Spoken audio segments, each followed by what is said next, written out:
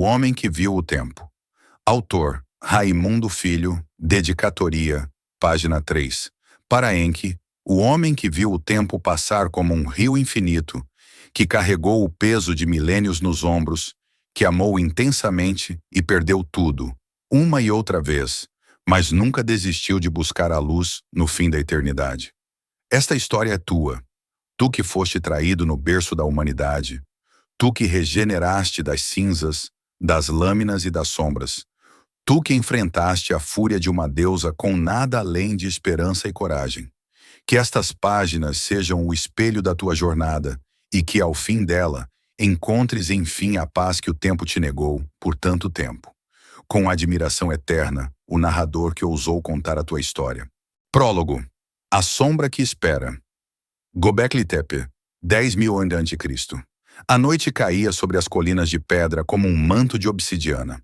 O vento frio do planalto carregava o cheiro de terra recém-revirada e o eco distante de tambores de pele de cervo.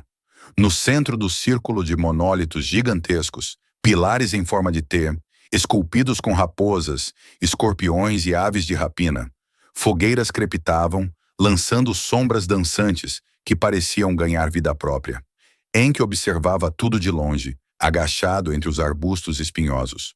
Seus cabelos castanhos claros, longos até os ombros, balançavam levemente com a brisa. Seus olhos verdes escuros, profundos como lagoas antigas, acompanhavam os movimentos dos sacerdotes encapuzados. Ele era apenas um caçador, chamado pelos anciãos por razões que ainda não compreendia. Tinha cerca de 40 primaveras, pele clara marcada pelo sol e pelas cicatrizes de caçadas. Mas algo nele parecia mais antigo que as próprias colinas. Os sacerdotes murmuravam em uma língua esquecida, palavras que faziam o ar vibrar. No centro do círculo, um altar de pedra esperava. Sobre ele, símbolos gravados, serpentes entrelaçadas, estrelas de 7 pontas, uma figura feminina com asas abertas. Eles falavam dela, Lilith, a primeira, a mãe das sombras, aquela que fora expulsa dos céus e abraçara a terra com fúria e desejo. Ela estava lá, não visível aos olhos mortais comuns, mas Encke sentia. Uma presença pesada, como o peso de uma tempestade antes do trovão. Uma sombra mais escura que a noite, pairando entre os pilares, observando. Seus olhos, se é que tinha olhos, queimavam de curiosidade e desconfiança. Lilith sabia que algo estava errado.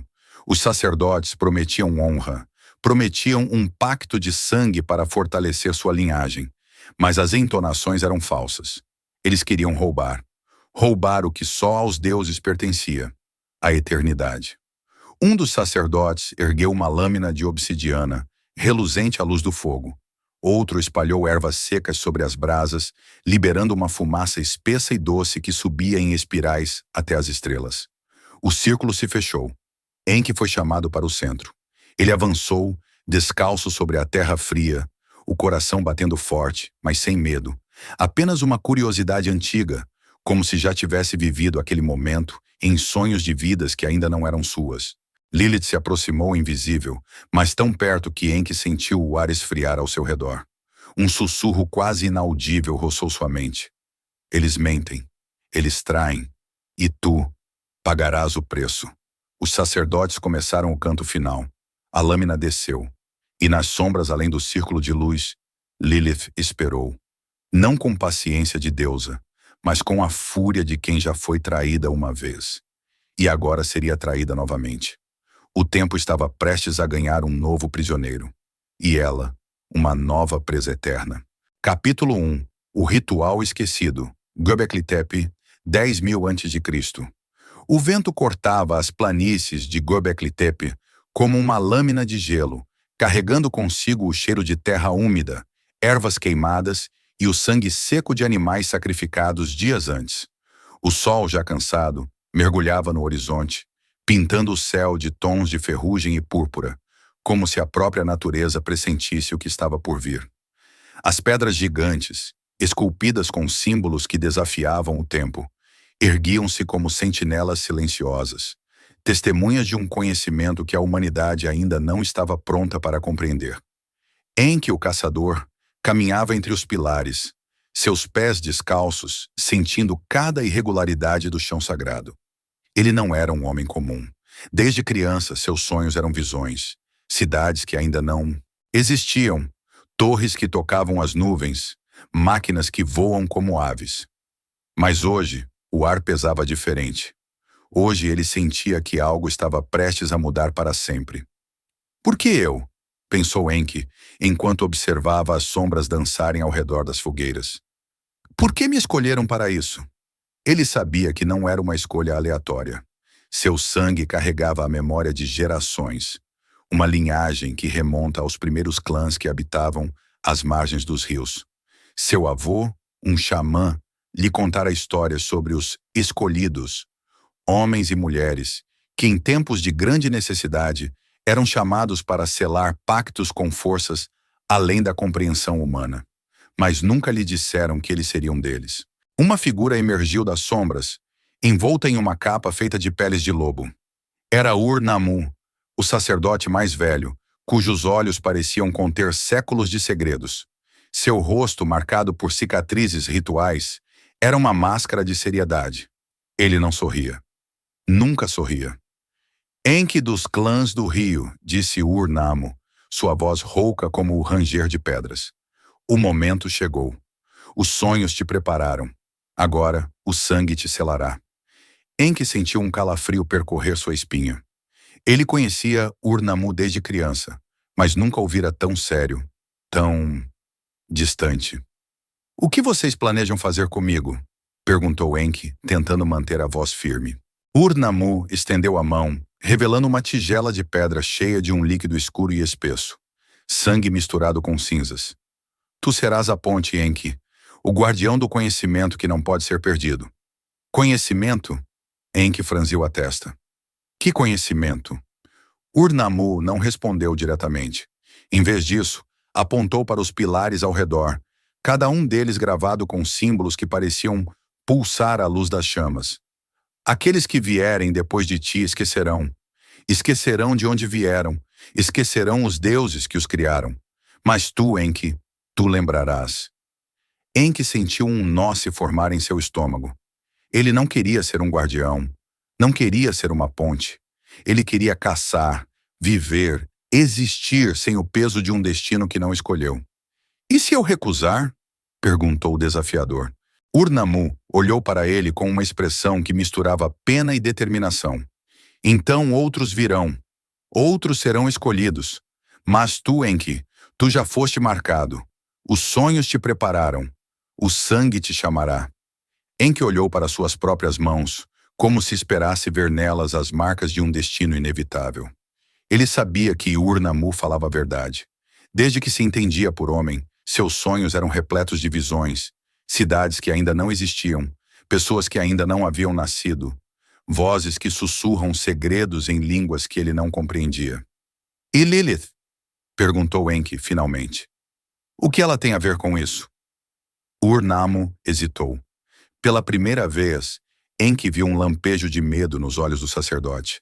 Ela é a chave, respondeu Ur-Nammu, finalmente. E o preço? Enki afastou-se dos sacerdotes, buscando um momento de solidão entre as pedras. Ele precisava pensar. Precisava entender. Eles não estão me contando tudo, pensou, enquanto observava as estrelas começarem a brilhar no céu. Ninguém nunca conta tudo. Ele se lembrou dos sonhos. Sempre os mesmos.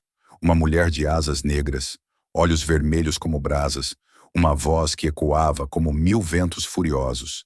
Lilith. Ela não era uma deusa benevolente. Não era uma protetora. Era algo mais antigo, mais perigoso.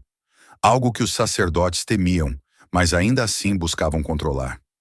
Eles querem roubá-la, percebeu Enki de repente. Querem tirar algo dela, algo que não lhes pertence. Ele sentiu uma onda de náusea. Não queria fazer parte disso. Não queria ser cúmplice de uma traição, contra uma força que nem mesmo os sacerdotes compreendiam totalmente. Mas, ao mesmo tempo, ele sabia que não tinha escolha. Quando Enki voltou para o círculo de fogueiras, os sacerdotes já estavam reunidos. Suas máscaras de couro pintadas, com símbolos que ele não reconhecia. Ur-Nammu seguiu-o com o olhar, como se soubesse o que se passava em sua mente. Tu estás pronto? Perguntou o sacerdote. Enki respirou fundo. Ele não estava pronto. Nunca estaria. Mas ele sabia que se recusasse, outros seriam forçados a tomar seu lugar. E ele, pelo menos, sabia o que estava por vir.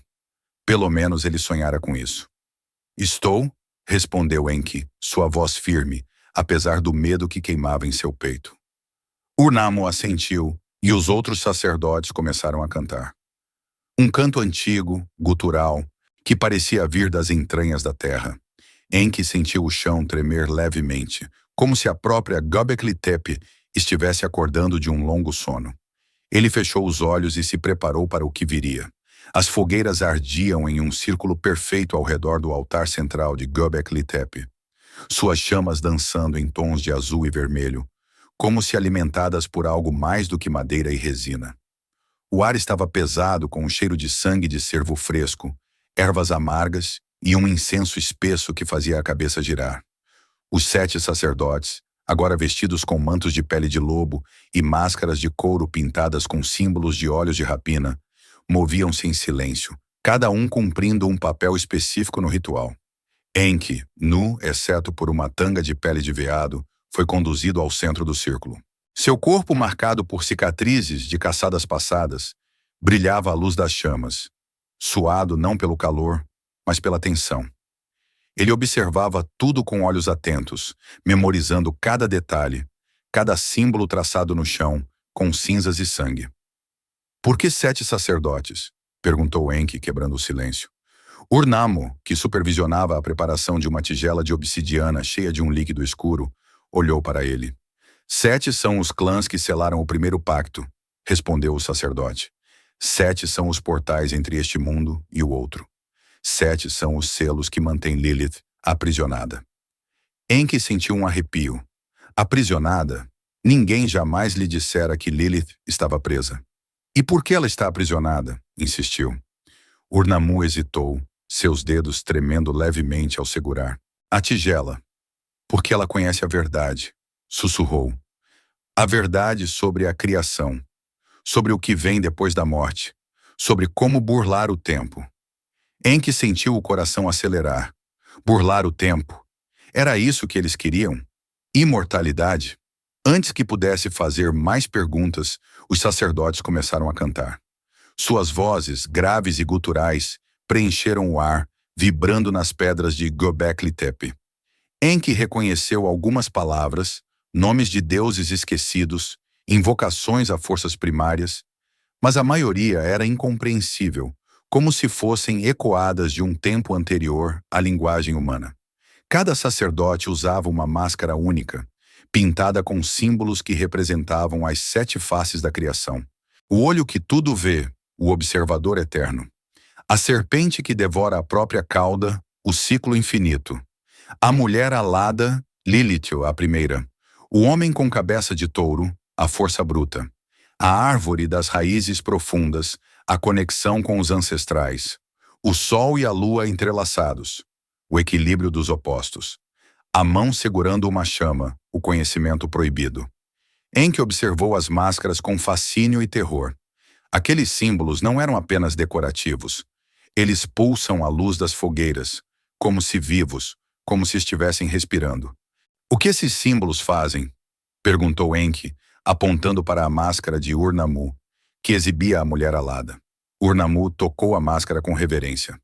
Eles não fazem nada sozinhos, respondeu. São chaves, portais. Só funcionam quando há um sacrifício para abri-los. Enki sentiu um nó na garganta. Meu sacrifício? Perguntou ele. Urnamo não respondeu. Em vez disso, sinalizou para os outros sacerdotes, que começaram a traçar símbolos no chão ao redor de Enki, usando sangue e cinzas. Cada símbolo corresponde a uma máscara, criando um círculo de invocação. Enquanto os sacerdotes trabalhavam, Enki ouviu fragmentos de suas conversas, sussurradas como se temessem ser ouvidos por forças invisíveis. Ele não sabe o que está por vir, murmurou um sacerdote, sua máscara exibindo o olho que tudo vê. Não precisa saber, respondeu outro com a máscara de a serpente. Se soubesse, não aceitaria. E se Lilith se recusar? Perguntou Enki com sua voz trêmula. Ur-Nammu olhou para Enki, seus olhos frios por trás da máscara. Ela não terá escolha, disse. O ritual foi projetado para forçá-la. Seu sangue é a âncora. Sua dor, o chamariz. Enki sentiu uma onda de náusea. Eles não estavam pedindo, estavam roubando. Vocês estão traindo ela, disse Enki, sua voz ecoando no silêncio repentino. Os sacerdotes pararam. Ur-Nammu virou-se para ele, lentamente. Não, Enki, nós estamos salvando a humanidade, respondeu friamente. Lilith conhece o segredo da imortalidade. Se a deixarmos livre, ela o usará para destruir tudo. Nós apenas o tomaremos para nós. Enki riu, um som amargo. Vocês não entenderam nada, disse. Ela não é uma deusa que se deixa roubar. Ela é vingança. Ela é fúria. Vocês estão invocando um furacão e achando que podem controlá-lo. Ur-Nammu não respondeu. Em vez disso, ergueu as mãos e os sacerdotes retomaram seu canto. Enki soube, naquele momento, que não havia mais volta. Antes que o ritual começasse de fato, Enki olhou para Ur-Nammu, seus olhos verdes escuros brilhando com uma mistura de medo e determinação. Diga-me uma coisa, pediu. Se eu sobreviver a isso, o que serei? Ur-Nammu hesitou. Pela primeira vez, Enki viu medo nos olhos do sacerdote. Tu serás o primeiro, respondeu finalmente. O primeiro a carregar a eternidade e a maldição que vem com ela. Enki assentiu, aceitando seu destino. Então que assim seja, sussurrou. E o canto dos sacerdotes aumentou, até que suas vozes se tornaram um só rugido, ecoando nas pedras de Göbekli Tepe como um presságio de tempestade. O ar dentro do círculo de fogo esfriou repentinamente, como se o próprio calor das chamas tivesse sido sugado por uma força invisível. As fogueiras que antes ardiam em tons de azul e vermelho, agora tremeluziam em um roxo doentio, como se estivessem sendo envenenadas. Os sacerdotes, antes tão confiantes, agora tremiam. Suas máscaras de couro pareciam se contrair, como se temessem o que estava por vir. Enki sentiu uma pressão no peito, como se algo estivesse sendo arrancado de dentro dele. Ele olhou para baixo e viu que os símbolos traçados no chão, com sangue e cinzas, estavam brilhando, pulsando como veias vivas. O canto dos sacerdotes havia se tornado um grito gutural, uma linguagem que não era mais humana, mas algo primordial, como o rugido de bestas esquecidas pelo tempo. E então ela chegou. Não como uma mulher, não como uma deusa, como uma tempestade de sombras. Primeiro foi apenas um suspiro no vento, um murmúrio que parecia vir de todas as direções ao mesmo tempo. Depois, as sombras entre os pilares de Göbekli Tepe começaram a se mover, como se estivessem ganhando vida própria. Elas se esticaram, se contorceram, até formarem uma silhueta feminina, alta, esguia, com asas negras que pareciam absorver a luz. Lilith. Seus olhos brilhavam como brasas, e sua pele, se é que podia ser chamada de pele, era uma teia de escuridão e luz, como se ela estivesse simultaneamente aqui e em outro lugar. Seu cabelo, longo e negro como a noite, flutuava sem vento, e suas mãos, terminadas em garras afiadas, se fechavam e abriam em um ritmo hipnótico. Os sacerdotes caíram de joelhos, suas máscaras agora inúteis diante daquilo que haviam invocado. Vocês ousaram me chamar. A voz de Lilith não era um som, mas uma vibração no osso, uma dor que ecoava dentro do crânio. Enki sentiu seus dentes doerem, como se estivessem prestes a se partir. Ur-Nammu, o único que ainda conseguia se mover, ergueu a tigela de obsidiana com seu conteúdo, sangue e cinzas, borbulhando como se fervesse. Grande Lilith, primeira entre os primogênitos, disse, sua voz trêmula, mas firme. Nós te invocamos não para te adorar, mas para te libertar, para te dar um vaso, um corpo, uma chance de retornar ao mundo dos vivos. Lilith riu. Não era um som alegre, era o rangido de ossos secos, o estalar de gelo quebrando. Mentirosos, gritou ela. Vocês não querem me libertar. Vocês querem me roubar. Enki sentiu algo queimar dentro dele, como se seu próprio sangue estivesse fervendo. Ur-Nammu não recuou. Em vez disso, ergueu a tigela mais alto como se oferecendo-a ao céu.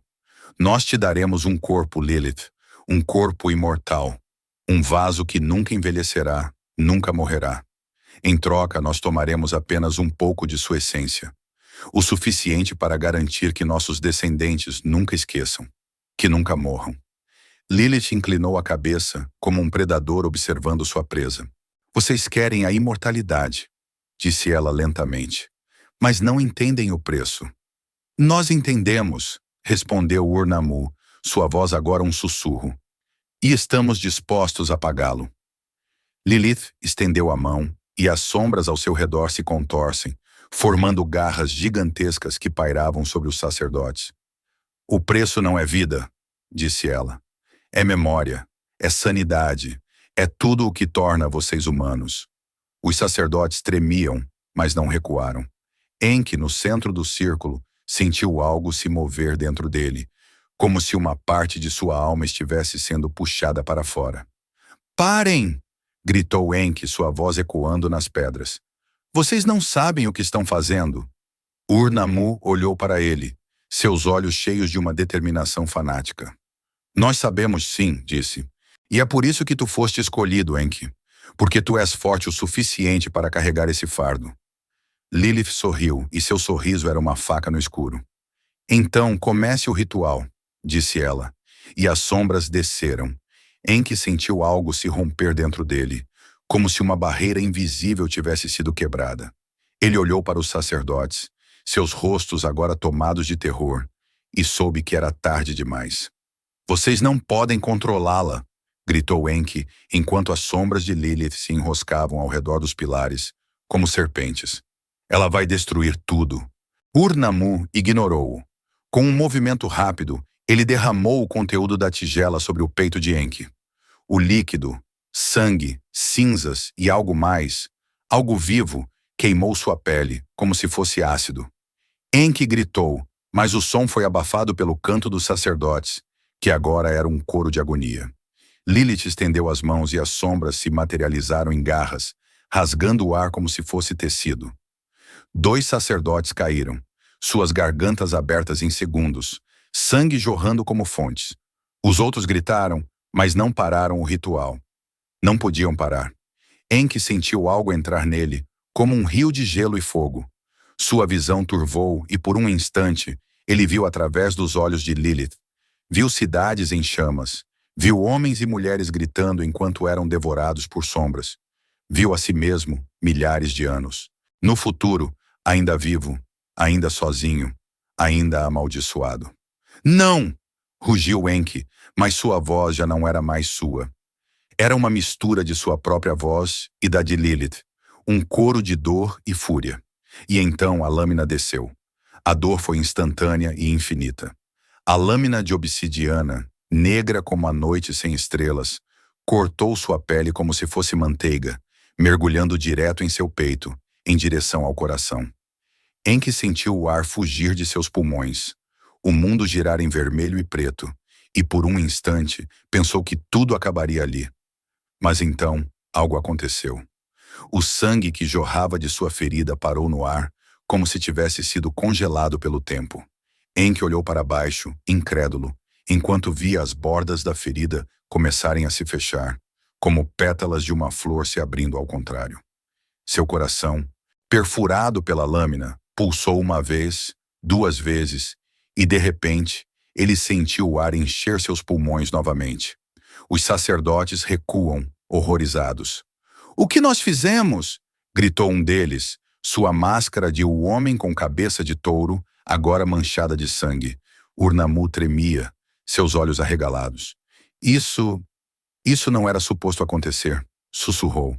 Enki se levantou ainda ofegante, com o sangue seco colado à sua pele. Ele sentia algo dentro dele, algo antigo e furioso, como se Lilith tivesse deixado uma parte de si em seu corpo. E então, Lilith falou. Não com a voz de antes, não com o rugido de 1000 ventos. Dentro de sua mente, como um sussurro venenoso. Tu agora carregas a minha maldição, Enki, disse Lilith, sua voz ecoando em seus pensamentos. Minha fúria, minha dor, minha sede de vingança. Enki cerrou os punhos, sentindo unhas afiadas, que não eram suas, crescendo em suas mãos. "O que você fez comigo?" gritou, mas sua voz já não soava humana. Era uma mistura de sua própria voz e de algo muito mais antigo. Lilith riu e o som rasgou sua mente. "Eu te dei o que eles queriam", disse ela. "A imortalidade, mas existe um preço." Enki olhou para os sacerdotes. Metade deles estava morta, seus corpos retorcidos como galhos secos. Os que ainda viviam tremiam, seus olhos cheios de um horror primordial. "Vocês não sabiam", disse Enki, sua voz agora um ronco gutural. "Não sabiam o que estavam fazendo?" Ur-Nammu caiu de joelhos, suas mãos tremendo. Nós só queríamos salvar nosso povo", disse, sua voz quebrada. "Queríamos que eles nunca esquecessem de onde vieram." Enki riu, um som amargo e cheio de dor. "Vocês condenaram nosso povo", disse. "Agora eles nunca esqueceram, porque eu nunca os deixarei esquecer." E então, Lilith se manifestou novamente. Desta vez, não como uma sombra, como uma tempestade. Seu corpo se materializou no centro do círculo, suas asas negras se estendendo até tocar os pilares de Göbekli Tepe. Seus olhos brilhavam como fogueiras, e sua voz era um trovão. "Vocês tentaram me enganar", rugiu ela, e o chão tremeu com sua fúria. "E agora eu roubarei de vocês." Os sacerdotes gritaram enquanto sombras os envolviam, arrancando suas máscaras, rasgando suas carnes. Ur-Nammu foi o último a morrer, seus olhos fixos em Enki, enquanto a escuridão o consumia. "Perdoe-nos", sussurrou antes de sua garganta ser aberta por garras invisíveis. E então, silêncio. Enki ficou sozinho no círculo de fogo, agora apagado. Apenas cinzas e corpos retorcidos o rodeavam. Lilith flutuava diante dele, sua forma oscilando entre a beleza e o horror. "Tu agora é meu, Enki", disse ela, sua voz suave como veneno. "Meu vaso, meu portador, meu eterno lembrete do que eles fizeram." Enki sentiu algo se mover dentro dele, como se uma serpente tivesse se enroscado em sua alma. "O que você quer de mim?" perguntou, sua voz quebrada. Lilith sorriu, e seu sorriso era a lua cheia antes de um massacre. "Eu quero que você sofra, que você viva, Enki, que você veja civilizações nascerem e caírem, que você ame e perca quem amou, que você espere pela morte, e que a morte nunca chegue até você." Enki sentiu lágrimas queimarem seus olhos, mas elas secaram antes de caírem. "Por quê?" perguntou, sua voz apenas um sussurro. Lilith se aproximou, sua mão tocando seu rosto. Seu toque era gelo e fogo. "Porque você é o primeiro", disse ela, "e você não será o último." E então ela desapareceu, deixando apenas o eco de sua risada e o peso de uma eternidade de solidão. Enki caiu de joelhos no chão de Göbekli Tepe, suas mãos tremendo. Ele sentia tudo: o sangue, seco em sua pele, o vento cortando suas costas, o peso de algo dentro dele que não era humano. Ele respirou fundo e o ar queimou seus pulmões, como se seu corpo estivesse se ajustando a uma nova existência. Ele olhou para suas mãos. Elas pareciam as mesmas, mas sabia que não eram. Ele sentia o poder ou a maldição correndo em suas veias como um rio de escuridão. "O que eu me tornei?" sussurrou, mas ninguém respondeu. Os corpos dos sacerdotes jaziam ao seu redor, seus rostos congelados em expressões de terror. Göbekli Tepe, que antes era um lugar de mistério e reverência, agora era uma tumba. Enki se levantou lentamente. Ele sentia-se diferente, mais forte, mais rápido, mais vivo do que nunca, e ao mesmo tempo mais morto do que qualquer cadáver. Ele tocou seu corpo, onde a faca tinha perfurado o seu peito. Não havia cicatriz, como se nada tivesse acontecido. "Eu não posso morrer", disse, e a realização o atingiu como uma pedra. "Eu nunca poderei morrer." Foi uma mistura de alegria, medo e pavor. E então ele ouviu risos. Não de Lilith, de si mesmo. Uma parte dele sabia que isso era uma maldição, que a imortalidade não era um dom, mas uma prisão, que ele veria tudo e todos que amava morrerem, enquanto ele continuaria sozinho para sempre. Mas outra parte, a parte que agora carregava a essência de Lilith, sorriu, porque ele sabia que não estava sozinho. Lilith estaria sempre com ele, dentro dele, e ela nunca o deixaria esquecer. Enki sabia o que tinha que fazer naquele momento. Com mãos que já não tremiam, ele começou a enterrar os corpos. Não por respeito, mas para esconder o que havia acontecido. Ele empurrou as pedras, usando uma força sobrenatural que não era humana, e com uma rapidez como se fosse um trabalho de 300 homens ao mesmo tempo. E em poucas horas, os pilares de Göbekli Tepe ficaram ocultos sob a terra. Ninguém deve saber, sussurrou enquanto trabalhava. Ninguém deve repetir esse erro. Mas ele sabia que não adiantaria. A humanidade sempre buscaria o proibido. Sempre tentaria roubar dos deuses o que não lhes pertencia. E ele estaria lá para testemunhar. Quando terminou, Enki olhou para o céu. O sol estava nascendo, tingindo o horizonte de sangue e ouro. Ele sentiu algo dentro dele, uma fome, uma sede, uma necessidade de algo que não tinha nome. Eu viverei, disse, sua voz ecoando no silêncio. E eu me lembrarei. E então ele começou a caminhar. Para onde ele não sabia, mas sabia que não havia mais volta. Lilith estaria sempre com ele, sempre o caçando, sempre o amaldiçoando. E ele aceitava isso, porque agora ele era o primeiro imortal. E a caçada infinita havia começado.